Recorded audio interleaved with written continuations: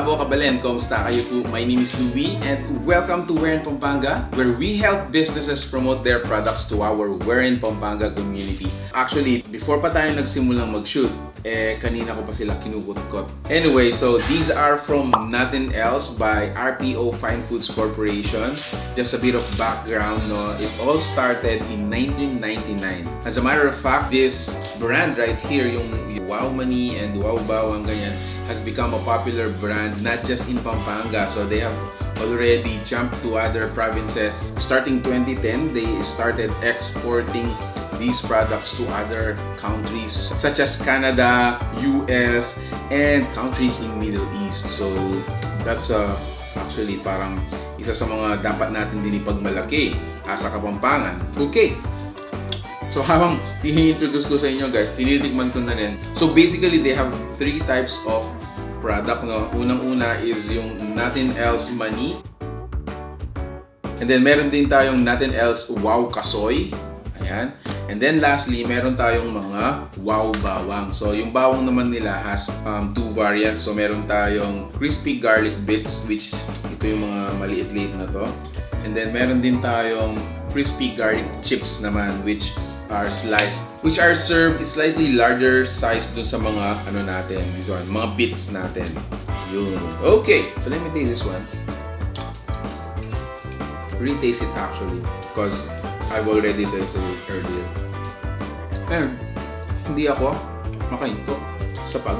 Yeah. For the Nothing Else Wow Money, meron silang 100 grams, 325 grams, 400 grams, and then lastly, meron silang 550 grams. Now, for the Kasoy, they have two sizes for their packaging. The first one is the 80 grams, and then the next one is the 300 grams packaging. I think itong crispy garlic bits natin, parang you can include it on your dishes, no? For example, mga silog, mga ganyan, mga silog meals. Parang you can sprinkle this on top of your rice, or probably dun sa, I don't know, yung main dish ng silog mo. This can actually be included.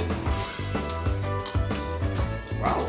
And then lastly, yung Wow Bawang natin, they also have two kinds of packaging. The first one is the 70 grams, and then the second one is yung 165 grams natin. Ayan.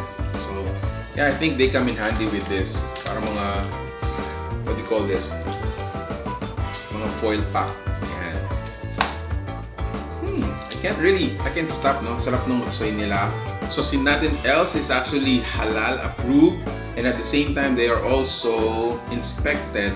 At the same time, they are inspected and registered sa FDA. So, I mean, no wonder they were able to export this to US, Canada, Singapore, Hawaii, and to the Middle East. So, guys, if you are, again, let me just remind you that these are available sa mga pasalubong centers natin. At the same time, sa mga supermarkets such as SM Store, Metro, All Day Shopwise, Robinsons, and sa Walter Mart. Lastly, they are also available sa online store nila, Shopee, Lazada, and Food Source. So there you have it, guys. I'm gonna continue with this one. More than pampaalis lang ang init. Actually, this is really enjoy. So guys, if you like the food you saw in this video, or if you like this video, please give it a thumbs up, share it with your friends, and stay safe, stay at home. God bless you all. I hope to see you in the next video. Peace out. Bye-bye.